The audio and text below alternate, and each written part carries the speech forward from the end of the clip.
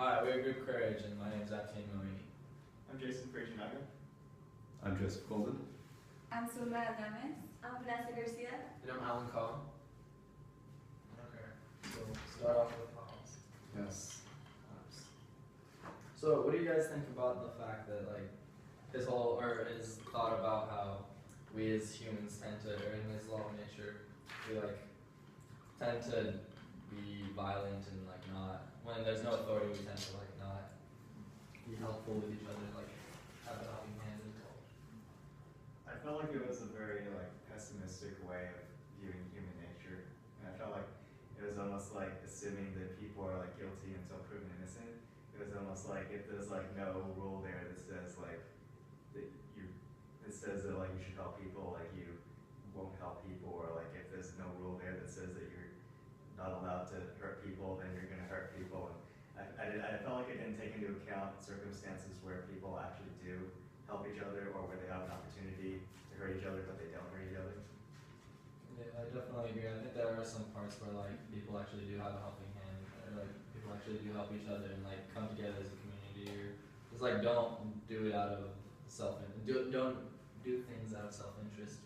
However, I also think that in times if there's I don't know if there's a conflict going on, people will tend to pick one side, and that'll result to what Hobbes sees as violence and such. I think it was really interesting that he based this entire conclusion off of the fact that we're all equally capable of ending or threatening each other's lives. Yeah. And so I feel like he thought that, or I think it's interesting that, I mean, I don't go around thinking of ending someone's life as as an option, And I feel like the general or the most people don't, see that as a big thing. So I think it's interesting that that's what he based this natural condition off of. That because we have the ability to end each other's lives, we also have the right to protect our own life. Yeah, it's a big gap to think of that as being a right. You having to give up a right to being able to kill someone. That's something that we've been raised as already you're born into giving up that right no matter what. It's really it's interesting. that you consider that a right. Exactly. How we were raised. It's interesting. So wait, is he against war? I'm sorry. I mean, because he says that it's a bad thing because it's a self-interest, but then he also says it brings peace. So is he? I feel like if the war gets peace, then I feel like he's super into having one authority so that there's peace everywhere. Yeah, I think what he means by war brings peace is that the natural condition or the state of nature will evolve into war, and through war, there's going to become an authority, and that supreme authority will end up creating a social contract, which is what he says is needed. So I don't think he supports war, but I think he supports the acquisition of an authority through war, if that's what you need to get away from the natural condition. Yeah, I think his definition of war is also different than what we might see as war as well. When we think of war, we think of two countries fighting each other, two parties fighting each other. But all the parties are the same though. I mean, whether it's a physical war or a war between just two parties, isn't that fighting with one another, and that just creates distrust? We think of war more in terms of a military or political war, but Hobbes sees it more as he sees war more as a state or a part of human nature. Like a state of violence. A state of violence that's there when you're in a state of nature. Yeah, I think he was kind of saying that war was kind of everyone for themselves. Yeah, so you're constantly in a state of war, which is with other people. No authority to say otherwise, yeah. Exactly. It was a lot of what I would picture if I pictured anarchy. Yeah, so I mean, I also thought of it from the times perspective. So I know Hobbes was born in the 1500s, and then I know in that time in England it was pretty wild. I'm sure death was on a daily basis, and then I think at that time I looked at a little bit into it, and it said 50% of people could afford to eat a meal every day, so the other half couldn't. So I could see that as a way of everyone being in where it comes up with the idea of self-interest. You're self-interested in providing for yourself and eating every day, or you're gonna die, kind of like that. So it justifies his pessimism on Yeah, I'm sure. Yeah. I have a question. So he says that even though if there's like laws that protect us from being like robbed or killed, why do he also he he gives an example of how like we lock the doors when we go to sleep, we like lock the cabinets or things that are personal, even though like there are laws that protect us from like all of these things, but there's a still distrust in ourselves, and that's like, well, I guess he would say that we're always in the state of nature when it comes to trust. Like we don't actually trust people even in our own family because we like that's something that it's inside of us. Like we can't change it. What do you think? What he means by that? I kind of agree in a sense. I mean, I definitely think that skepticism is part of human nature, and that at some level you're always going to question things. But I think that's just part of like being curious or being human. I disagree with the idea that we can't trust, or that we're always distrusting. I think it's more of questioning rather than distrusting. What's the difference though? I mean, like, isn't questioning. Well, I mean, I out of think distrust? you can wonder about a situation and imagine about something without actually, considering that as an option or considering that as like a viable path. Like what would happen if I did this, but never actually saying I'm going to do this. Oh.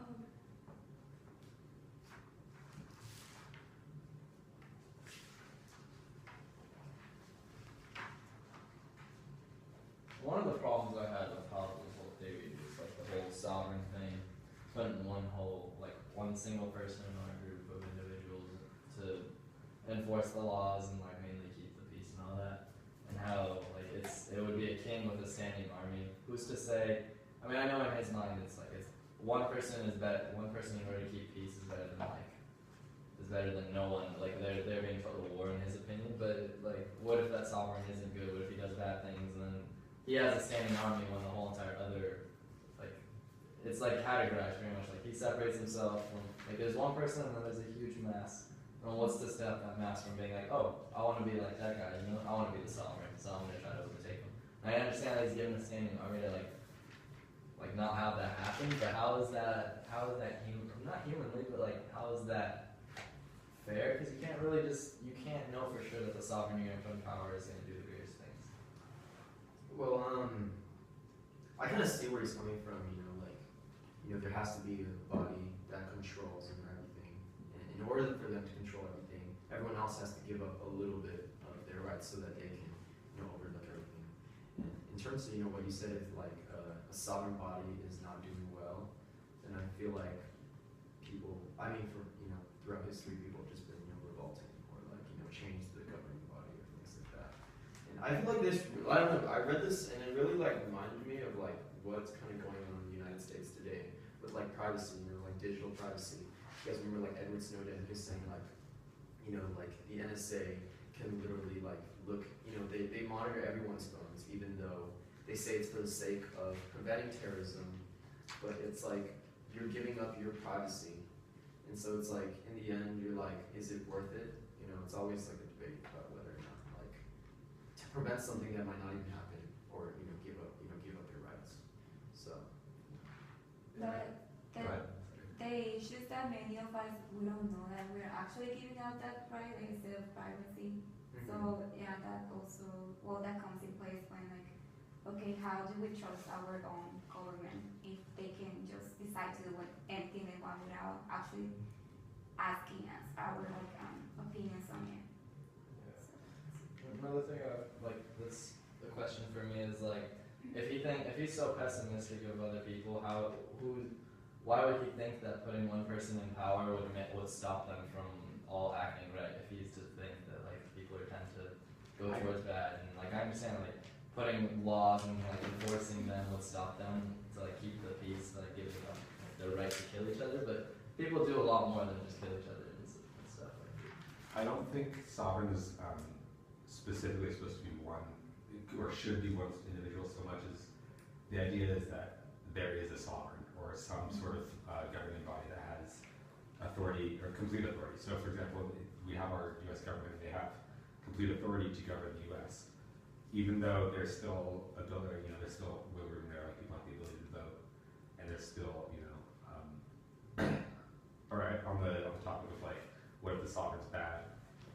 Revolutions have happened throughout history, so I think the idea is that having any sovereign is better than none, because even if there's a bad sovereign, when the sovereign is overthrown by the people, the government will still be in function because there was sort of structure beforehand, and it'll be more of a replacement of the sovereign rather than no sovereign at all. Like, why would they throw a revolution? Because it's like, they would throw a revolution because it's falsely structured, right? Because it's like a backwards pyramid. It's like a whole bunch of people up on top. And like, Right, but I think the argument against that would be, well, even in the revolution, there would be some sort of leadership that was leading them, and there's some sort of structure. And I think the idea is that Hobbes is saying for cooperation between humans to really work and for any like thing to get done, there needs to be some sort of authority and some sort of structure, and it is artificial by definition, because in his mind there is no authority in the state of nature. I think that he forgot to include, or I don't know if I'm getting it right, but like there's always a pattern or like a cycle.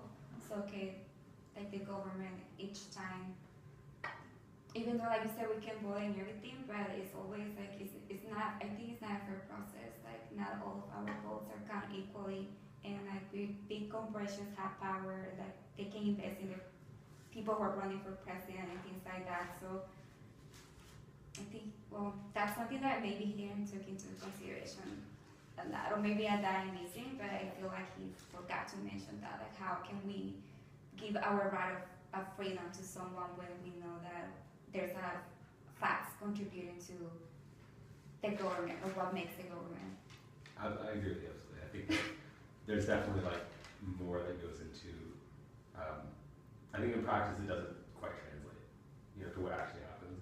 Just sort of like the way like communism on paper is great, but in practice it doesn't really work out. That's true. Yeah. Well, I think that's kind of like where like the checks and balances system works in our government, where we have three separate, sovereign bodies, judicial, legislative, and executive, and they kind of check each other. So when one does, something they deemed, bad, then the other one can step in and correct that. So I feel like yeah, exactly like you said, on paper it's like it flows nice, but when you actually put it like into like the real world, it's a lot more complicated. So. But even though we have a check and balance, like for example, the president was trying to pass a law, forgot what's the name of it, like to make or provide more immigrants with like legal residency, and it was vetoed because there are more Republicans in what's called the government. Congress. In the Congress. So even though we have that, it always, I think it goes back to who has more like power, how many people are there, instead of like, even though the president is supposed to have the most presidents, but if there are more people who are against him, then his opinion doesn't count as much as the others. Yeah, I think that's more with like a problem with our own system, like where it's political gridlock, where like things like that, Republicans and Democrats are constantly fighting, and we end up like not getting anything done. Yeah, but then there's like the whole part. I mean, not to get too off topic, but like the president is the one who puts in Supreme Court leaders into power. So like, isn't he really like kind of the one that gets a hand inside the Supreme Court, which is technically supposed to be completely separate from the executive branch? I mean, I don't want to get too off topic. I agree with you. I think these are like flaws with our system, and sort of support the idea that like Hobbes' idea of what government is doesn't really translate to actually how government plays out in life. Another problem I had with Hobbes is like the whole thing, at least from what Abe said in discussions, it was kind of like wrong with his history, like what he thought humans were actually like was actually not true, later found or previously found. I'm not sure. He supported a lot of his theories with like comments on Native Americans and how they were barbaric and didn't have a government system, which was wrong. Exactly, that's straight wrong. Yeah. So that definitely takes away a lot of his credibility from me. Like the fact that he was a racist and just didn't really question the historical things. Yeah. I mean, like you guys said, on paper, it does sound like legitimate somehow. It would be great. I think should we move on to Yes.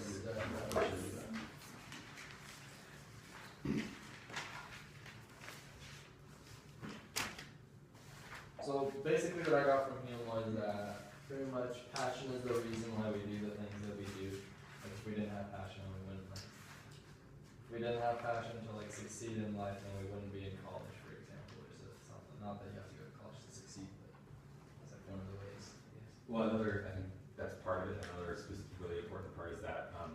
not only is passion what drives us, but reason doesn't contribute to our He's the motivations, one. and it's more of like a guiding thing that we can use to make better judgments, but it's not what actually affects our judgments. Yeah, that's the one thing that like separated I him from. had a question on that also. I didn't understand why reason doesn't.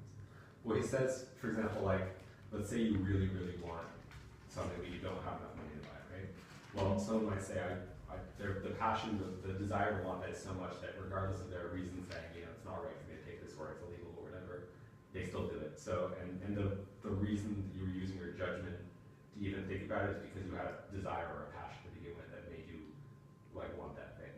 So I think it stems from, like, passion being the source for everything, or, like, desire being the source for everything, and then your reason is more of, like, a secondary figure that comes in, like, when you actually start thinking about it. So what would be the purpose of reason then if it doesn't keep passion in check? Well, it's supposed to keep passion in check, is what he says. So passion is what, like, we have all these passions and we use our reason to make the right choices and to keep passion in check. So that we don't make illogical or choices based purely on passion. Yeah, it's like being able to distinguish between truth and like false. Like that's what like reason is. I read like reason is the discovery of truth or falsehood. So like, and passion is the reason why we do things that we do. So like Joe said, like you follow something with passion. However, you not stand back from it, but like you use reason to, like you said, check, keep yourself in check, and not be But at the overly same extreme. time, would passion always win against reason? I think they go hand in hand somewhat. And I think that's then the self-control is sort of the deciding factor in there. Like, I think that, how Humes would say, like, the person who's more morally educated or morally, I'm not sure the correct wording, but like, if you had better morals, you would be able to also have better self-control and be able to say, like, despite having this passion, I know that it's not right to do this. Like, I know it's not right to kill this person. I'm not going to kill this person. Whereas someone who didn't make that morally correct choice would just be someone with a lot, or who's ruled by their passions and doesn't have self-control. That makes sense. Yeah, I think it like, and also things become like, you cross the boundary of like reason when like your passion gets so great that like for example wanting to win the.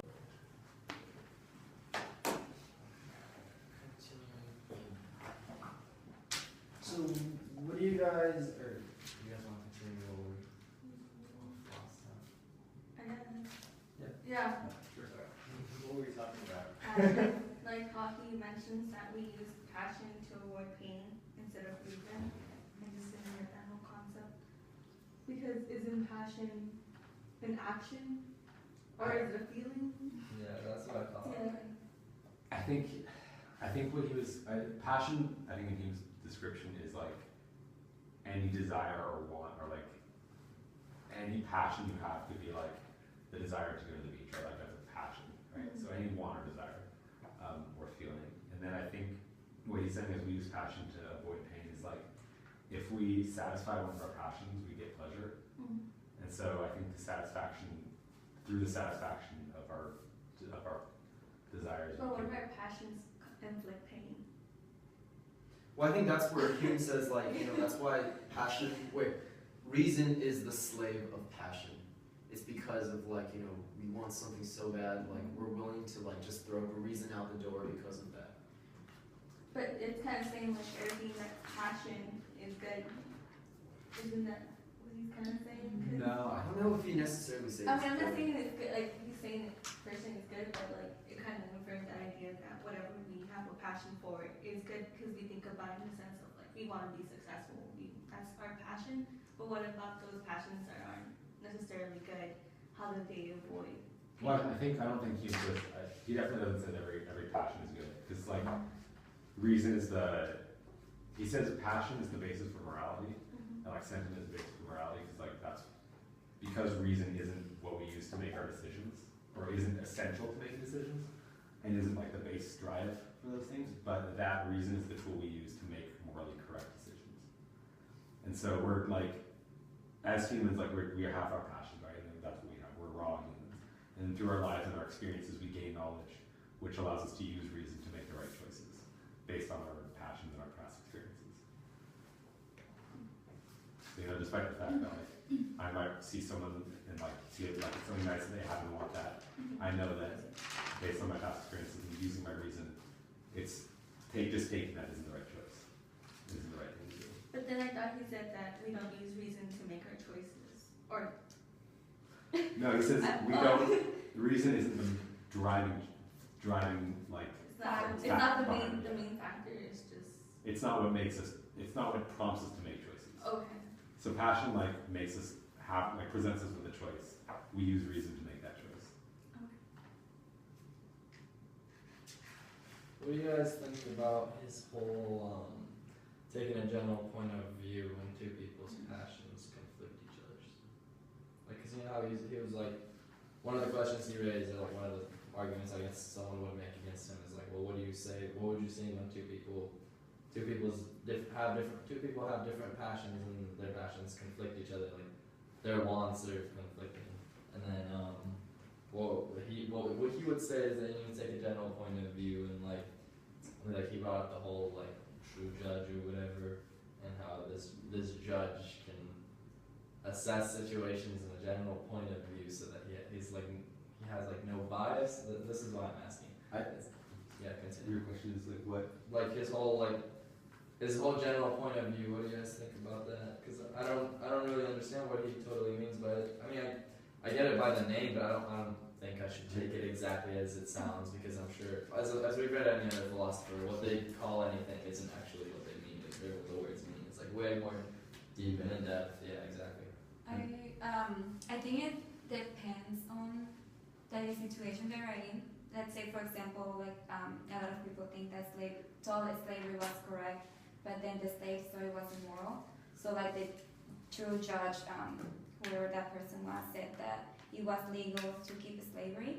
So it depends on the time you live in, because of course now we don't think that it is correct. Yeah. So I don't think there is a true judge. I would say that a true judge is within yourself and what you believe. Like, no one should tell you what's right and wrong. It's just like what you believe in. But of course, we have to take into consideration other people's opinions. But then, like you said, it will conflict if someone is against their product. Yeah. I think. Yeah, I agree. I feel like Hume's definition of taking on, like, or his definition of a true judge is someone who takes on a general point of view. I feel like that could be used as a justification for majoritarianism, which isn't necessarily bad, but in certain examples, like slavery is what I was talking about, it would be a bad thing. I disagree. I think that I think it's the opposite of majoritarianism, because I think that Hume's idea of like a general standpoint is non-bias. So I think the idea is in a disagreement between two people, you would have a third. The general judge would just be someone who has no passion that in any way that affects his decision or their decision on that situation. So it's pure judgment and pure reason and a non-biased decision. So like if two people are disagreeing over something, the deciding factor the decision wouldn't have anything to do with passion at all. It would be purely based on reason, because that judge would exist outside of that situation. But then that would go against it, and the theory that would base our moral actions through passion, and then we use reason to like make those actions. So how is that bias if you have two opposing views and you're just like in the middle between both of them?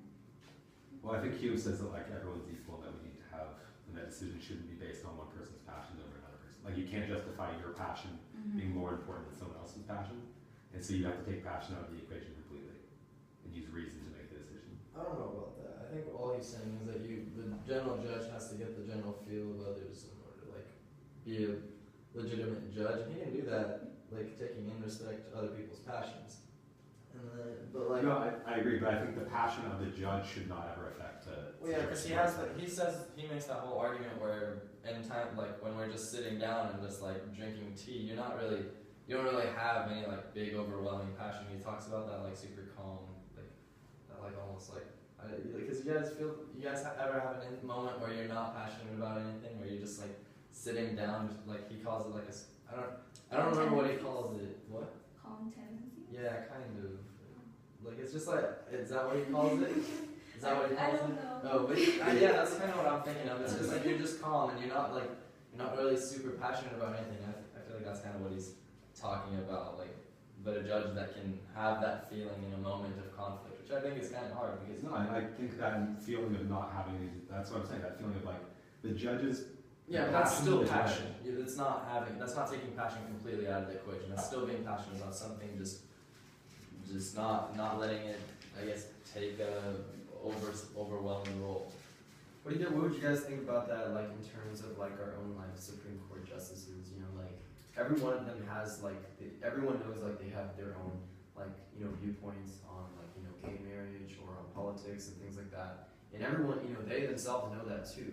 But, like, do you think that makes them fit to actually, like, vote on these certain, like, issues? Yeah, that's interesting because, like, obviously they're like influenced by some self-interest. Like, they probably have someone in their family. Who knows? Like, one of the Supreme Court leaders might have someone in their family that's gay. You know, and that would obviously impact their decision. You know, no doubt about it, in my opinion.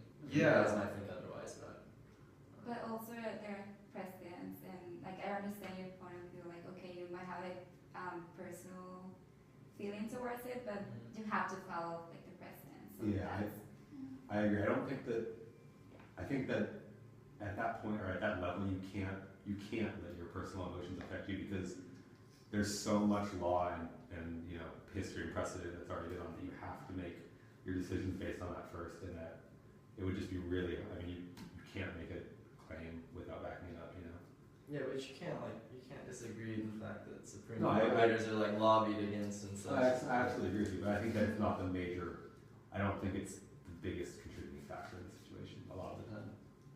I think from the perspective of, you know, if you just frame it in the perspective of a true judge, because I'm a legal studies major, and so I've studied some past cases and I've learned about specific justices from history and stuff. And a lot of justices tend to really be, what comes to define them is whether they believe in majoritarianism or whether they believe in individual liberty. That tends to be like a big kind of push and pull thing on the Supreme Court. And typically the people or that justices who advocate for majoritarianism, it's not always their own opinion that comes into play, but it's the opinion of like the wide variety of the public, like the majority opinion that's going on in the public. And with them, it's more like it doesn't matter if it's morally right or wrong or legally right and wrong. If the people, you know, if like Congress per se or a legislature or the American people vote on something and they say like, you know, if over, you know, 50% of the population says it should be this way, then that's what makes it right. What if it was like 49.9% versus like 51 point something percent? No, but do you understand? What if it's just like a really small percentage? You know, what would you view at that point then when it's almost the same? I think that's one of the loopholes and the problems with majoritarianism. It's because if it comes down to like being that close, then is it really? Yeah, Exactly. Yeah. Got it.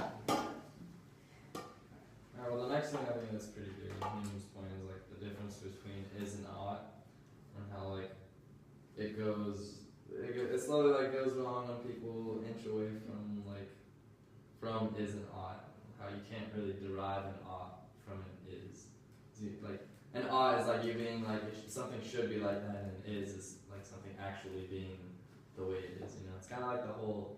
What I think of it is the whole like assenting to something, and I think it was Stoicism or Seneca, one of those. The idea that you can't take just because something is some way doesn't mean it should be that way. Exactly, it's like the whole lottery thing where like theoretically, yeah, if you buy a whole bunch of lottery tickets, like your chances of winning go way up, but it might not. it's not actually going to be. You know, I think that was a really good, strong argument in his whole case. I don't know what you guys think about it, and like whether you think that's true, whether you can derive an is from not. Because that's kind of like I kind of think of that as hope somewhat. And is he saying like don't have? Because I know he's not definitely saying don't have hope or anything, but I think it's kind of interesting. I like that argument. I definitely agree that you can't just because something is some way doesn't mean it ought to be that way. Just because something, and that you can't quite say something ought to be anyway. Yeah, definitely. and that will go back to the slavery example. Like it used to be like that, but it doesn't mean it has to. Yeah, Exactly. Like the fact that we have a concept of progress, you know. I think it justifies that argument, at least in most people's minds. What do you guys think of the idea of calm versus like violent passions? And like calm passions are usually mistaken for reasons. So like tiredness or like mild hunger, like I want to eat. Do you think that's a passion or do you think that's a reason? I had a question, like, I don't really understand what the difference between the two is. Between a calm passion and a reason? Yeah, between Extreme and compassion and a violent passion. Okay. So a calm passion, he said, would be something like anything calm passion, you mistake it for being reason. So like, my body is hungry, so I need to eat. Like, I think a lot of people, or I would say like that's a reason. I notice that my body's hungry, and I reason that I should eat. Hume says that's just a calm. That's actually a calm passion, and that wanting to eat is just like a basic desire that people have when you get hungry. And it comes back to that point of like, when does reason come into play, and like how much of your own desires are things that you consciously think of. Oh, okay. Well, like I would think personally, like if I was hungry, then in terms of reason, if I don't eat, I'm gonna die. Like, you know, if I don't eat, you know, like my digestive system is gonna not feel very well. Like, you know, your mind doesn't work as well when you're hungry and things like that. So I would more see that as reason, but I could see how like your body wanting to eat something would like stimulate you to, you know, desire or, you know, want food or turn that into like a passion. Yeah, I think it matters on whether you think that like the physical reaction of your body being hungry and like releasing chemicals that makes you want to eat, whether that's like truly a desire or whether desire is only things that come like from the mind, you know? Yeah, I mean, that is like a good point, because if you think about people who are like, have like eating disorders, and like, you know, they're like, let's say like always want to eat, like, you know, I think it's really like drawing the line between like actually being hungry or like, you know, your Internal. internal thing. So. And also when fasting, like you do it for a purpose, and then even though that you know it will have consequences in your body, but at the same time, like I think your passion is stronger than your reason, because you know that at the end you're doing it for something. So definitely can go like it can become really extreme where you're actually like fasting for I don't know how many days, and then, yeah, so you should always have that balance of when to stop following your passion and just use reason to for your actions. Absolutely, yeah, absolutely. I think I disagree with this claim that those are calm passions. I think those follow reason. Because I think like at that point it's just like instinct or intuition. But but like when you sit down and like think through it, you're gonna say I'm eating because my body wants food, and I know that getting food will make me not want food, or satisfy my desires for hunger. But I don't think that's a passion. So I think that's just a physical need to live. Yeah, and I feel like that's just not just for people. I mean, that's for animals too. Absolutely. When animals get hungry, then their stomach grumbles. They try to get food and stuff too. So I feel like you could kind of the same thing. Yeah. Should we discuss camp for a few moments before we? Oh, I also have a question on him. Sorry. So he says that sympathy is the psychological mechanism that explains how we come to understand what other people feel, and then he has some steps in order for us to actually understand what someone is feeling. So, for example, the first step is you notice that something is wrong. Like someone can be happy, sad, angry, etc. And then you recognize common traits like language, race, gender. And at the end, you're aware of your own feelings, so that makes you aware of what the person is feeling. But so does that mean like, okay, if I see someone who's crying, but that person is like a man, a white man, who doesn't speak Spanish or something, and I don't know, and so does that mean I don't know what he's actually feeling? Like I would not feel the same sympathy towards that person, because we don't share the same common traits that I have. Right. I think that argument really supports his argument that everything's based off of experience, right? Because that would justify like an experience leading to knowledge.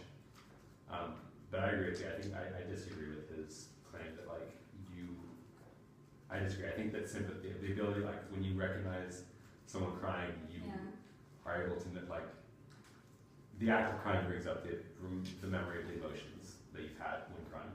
I don't think it works like you see them crying, you see like that they're, or you, for example, seeing someone who's angry, you don't notice that they're speaking really loudly Yeah. and that their face is red and stuff, and then based on that you remember, oh, last time I was angry, I was speaking really loud, my face was red, and then you bring up emotions of anger. Okay.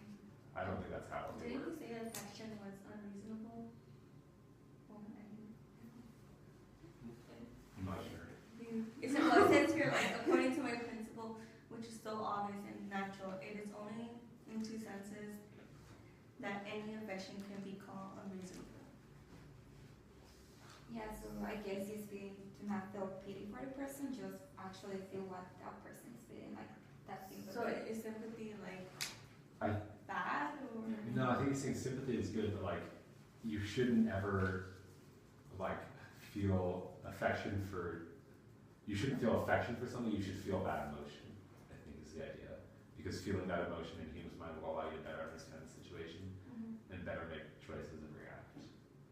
But I'm not entirely sure.